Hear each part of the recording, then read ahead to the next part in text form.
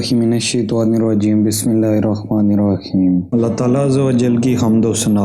اولیاء اللہ رحمۃ اللہ علیہم پر موت کی ہوا باغ نسیم کی طرح نرم اور خوشگوار ہوتی ہے۔ آگ نے حضرت ابراہیم علیہ السلام کو تکلیف نہیں پہنچائی، کیونکہ جب بندہ اللہ تعالیٰ عز و جل کا برگزیدہ ہو جائے تو وہ کیوں کر تکلیف پہنچائے گا۔